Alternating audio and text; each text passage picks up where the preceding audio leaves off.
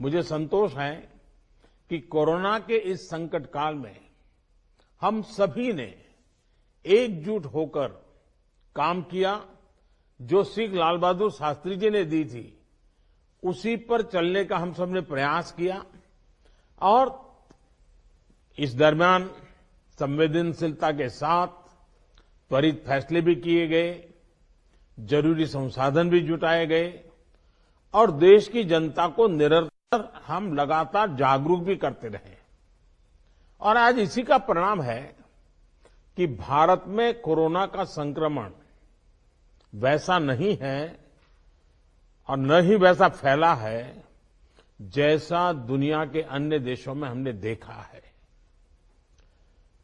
जितनी घबराहट और चिंता 7-8 महीने पहले देशवासियों में थी, अब लोग उससे बाहर निकल चुके हैं। ये अच्छी स्थिति है, लेकिन केयरलेस न हो जाए, ये भी हमें चिंता करनी है।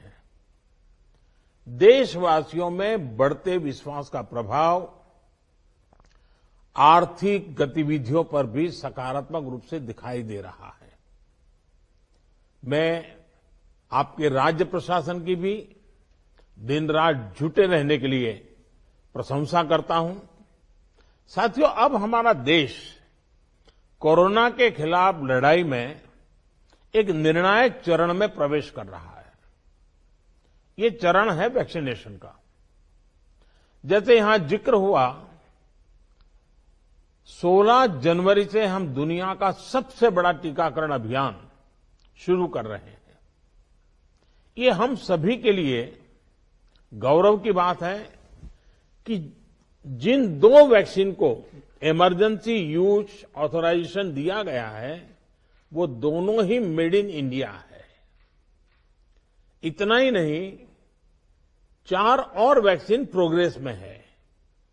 और ये जो मैं करीब 60-70% काम पहले राउंड का होने के बाद बैठने की चर्चा इसलिए करता हूं कि उसके बाद और वैक्सीन भी आ जाएगी, और जब और वैक्सीन आ जाएगी तो हमें फ्यूचर का प्लान करने में वो भी एक बहुत बड़ी सुविधा रहेगी। और इसलिए सेकंड पार्ट इसका जो है, जो हम 50 से ऊपर वालों के लिए जाने वाले हैं, तब तक शायद हमारे पास और भी कुछ वैक्सीन आने की संभावनाएं हैं।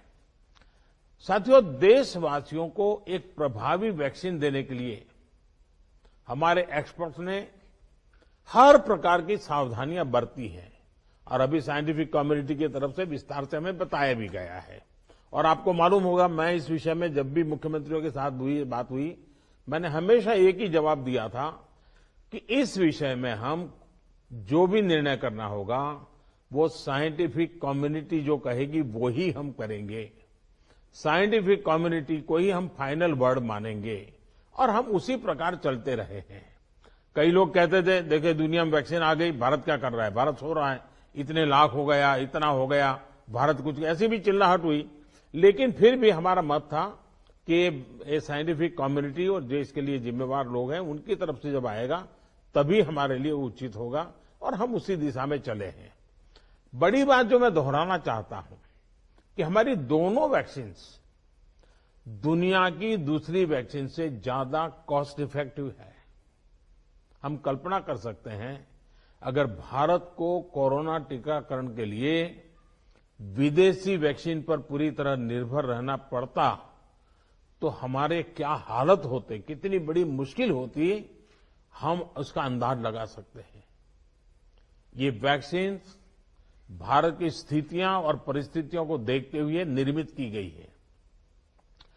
भारत के टीकाकरण का जो अनुभव है, जो दूर सुदूर क्षेत्रों तक पहुंचने की व्यवस्थाएं हैं, वो कोरोना वैक्सीनेशन कार्यक्रम में बहुत उपयोगी सिद्ध होने वाली है।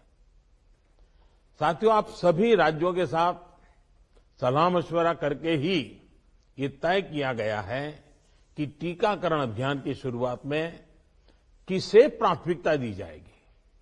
हमारी कोशिश सबसे पहले उन लोगों तक कोरोना वैक्सीन पहुंचाने की है जो देशवासियों की स्वास्थ्य सुरक्षा में जुटे हुए हैं, जो हमारे हेल्थ वर्कर्स हैं, सरकारी हो या प्राइवेट। पहले उनको टीका लगाया जाएगा। इसके साथ साथ हमारे जो सफाई कर्मचारी हैं, दूसरे फ्रंटलाइन वर्कर्स हैं, सैन्य बल है, पुलिस और केंद्रीय बल है, होमगार्ड है, डिजास्टर मैनेजमेंट वॉलंटियर समेत तमाम सिविल डिफेंस के जवान हैं, कंटेनमेंट और सर्वेलेंस से जुड़े रेवेन्यू कर्मचारी हैं, ऐसे साथियों को भी पहले चरणों में टीका लगाया जा रहा है। देश के अलग अलग राज्यों के हेल्थ वर्कर्स, फ्रंटलाइन वर्कर्स की संख्या देखें तो एक करीब करीब 3 करोड़ होती है। ये तय किया गया है कि पहले चरण में इन 3 करोड़ लोगों को वैक्सीन देने के लिए जो खर्च होगा वो राज्य सरकारों को वहन नहीं करना है, भारत सरकार इसको वहन करेगी। साथियों, वैक्सीनेशन के दूसरे चरण में, वैसे एक प्रकार से वो तीसरा चरण हो जाएगा, लेकिन हम अगर इन 3 करोड़ को एक माने तो दूसरा चरण 50 वर्ष से ऊपर के सभी लोगों को और 50 वर्ष से नीचे के उन बीमार लोगों को जिनको संक्रमण का सबसे ज्यादा खतरा है, उनको टीका लगाया जाएगा। आप सभी परिचित हैं कि बीते कुछ हफ्तों में जरूरी इंफ्रास्ट्रक्चर से लेकर लॉजिस्टिक तक की तैयारियां सभी राज्यों और केंद्र शासित प्रदेशों के साथ विचार विमर्श करके, लगातार मीटिंगें करके, मॉड्यूल्स बना करके इसको पूरा किया गया है। देश के लगभग हर जिले में ड्राई रन्स भी पूरे हो चुके हैं। इतने बड़े देश में सभी जिलों में ड्राई रन्स हो जाना, ये भी अपने आप में हमारी काफी बड़ी कैपेबिलिटी को दिखाता है। हमारी जो नई तैयारियां हैं, जो कोविड के एसओपीज हैं, उनको अब हमें अपने पुराने अनुभवों के साथ जोड़ना है। भारत में पहले से ही अनेक यूनिवर्सल इम्यूनाइजेशन प्रोग्राम ऑलरेडी चल रहे हैं, हमारे लोग बड़ी सफलतापूर्वक कर भी रहे हैं। मिशंस रूबेला जैसी बीमारियों के खिलाफ भी व्यापक कैंपेन हम लोग चला चुके हैं। दुनिया के सबसे बड़े चुनाव और देश के कोने कोने तक पहुंचकर मतदान की सुविधा देने का भी हमारे पास एक बहुत ही अच्छा अनुभव है। इसके लिए जो बूथ स्तर की रणनीति हम बनाते हैं, उसी को हमें यहां भी प्रयोग में लाना है। साथियों, इस टीकाकरण अभियान में सबसे अहम उनकी पहचान और मॉनिटरिंग का है जिनको टीका लगाना है। इसके लिए आधुनिक टेक्नोलॉजी का उपयोग करते हुए कोविन नाम का एक डिजिटल प्लेटफॉर्म भी बनाया गया है। आधार की मदद से लाभार्थियों की पहचान भी की जाएगी और उनको दूसरी डोज समय पर मिले, ये भी सुनिश्चित किया जाएगा। मेरा आप सभी से विशेष आग्रह रहेगा कि टीकाकरण से जुड़ा रियल टाइम डेटा कोविन पर अपलोड हो, ये सुनिश्चित करना है। इससे जरा सी चूक भी इस मिशन को नुकसान पहुंच सकता है। कोविन पहले टीके के बाद एक डिजिटल वैक्सीनेशन सर्टिफिकेट जनरेट करेगा। लाभार्थी को यह सर्टिफिकेट टीका लगाने के बाद डिजिटली तुरंत देना जरूरी है, ताकि उसे सर्टिफिकेट लेने के लिए फिर न आना पड़े। किसको टीका लग चुका है, ये तो इस सर्टिफिकेट से पता चलेगा ही, साथ ही दूसरी डोज उसको कब लगेगी, इसके रिमाइंडर के रूप में भी ये काम करेगा। दूसरी डोज के बाद फाइनल सर्टिफिकेट दिया जाएगा। साथियों, भारत जो करने वाला है, उसे दुनिया के अनेक देश फिर फॉलो करेंगे। इसलिए हमारी जिम्मेदारी बहुत ज्यादा है। एक और अहम तथ्य है जिसका हमें ध्यान रखना है। दुनिया के 50 देशों में 3-4 सप्ताह से वैक्सीनेशन का काम चल रहा है। करीब करीब 1 महीना हुआ, लेकिन अब भी करीब करीब 2.5 करोड़ लोग ही वैक्सीन हो पाई है पूरी दुनिया में।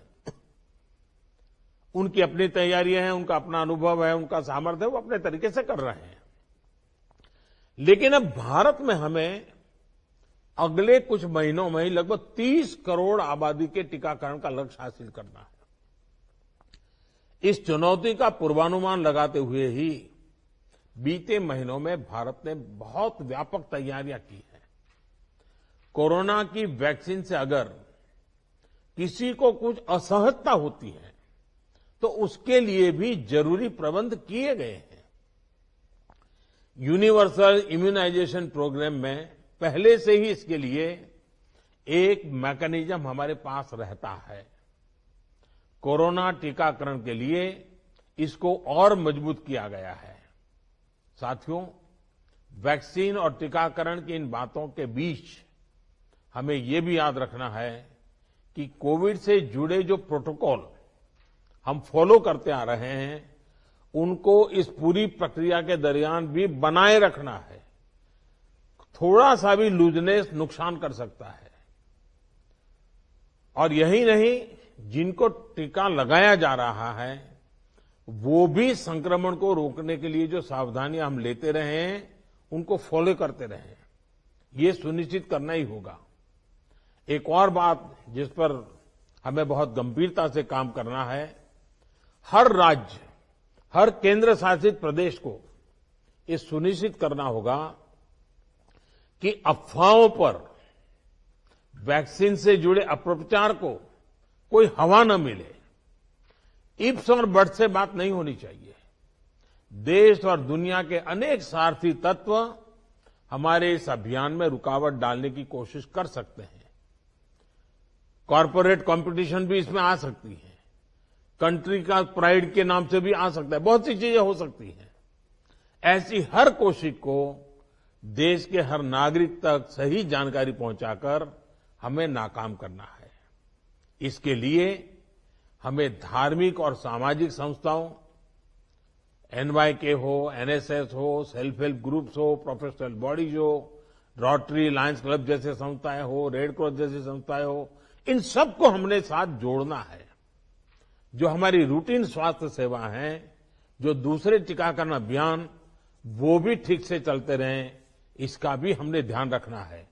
क्योंकि हमें मालूम है कि हम 16 को शुरू कर रहे हैं, लेकिन हमारी 17 को एक रूटीन वैक्सीन का भी डेट है।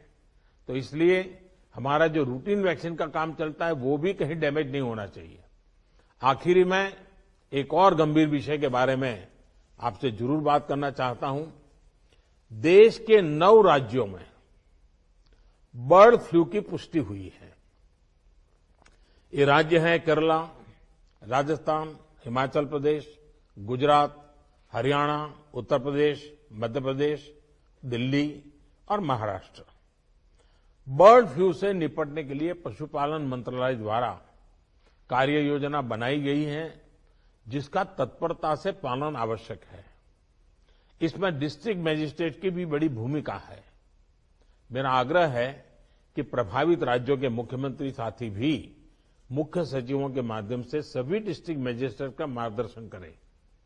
जिन राज्यों में अभी बर्ड फ्लू नहीं पहुंचा है, वहां की राज्य सरकारों को भी पूरी तरह सतर्क रहना होगा।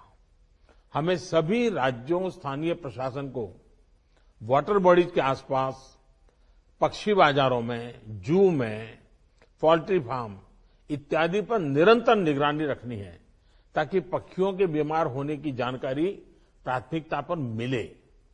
बर्ड फ्लू की जांच के लिए जो लेबोरेटरीज हैं, वहां समय पर सैंपल भेजने सही स्थिति का जल्दी पता लगेगा और स्थानीय प्रशासन भी उतनी ही तेजी से कार्रवाई कर पाएगा।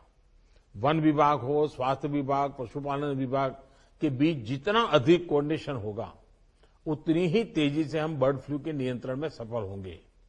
बर्ड फ्लू को लेकर लोगों में अफवाहें न फैलें, इसे भी हमें देखना होगा। मुझे पूरा विश्वास है कि हमारे एकजुट प्रयास हर चुनौती से देश को बाहर निकालेगा। मैं फिर एक बार आप सबका बहुत आभारी हूं और 60% काम होने के बाद हम दोबारा एक बार बैठ करके रिव्यू करेंगे। उस समय जरा विस्तार से भी बात करेंगे और तब तक कुछ नई वैक्सीन आ जाए तो उसको भी हम संज्ञान में लेकर के आगे की अपनी रणनीति बनाएंगे। बहुत बहुत धन्यवाद आप सबका।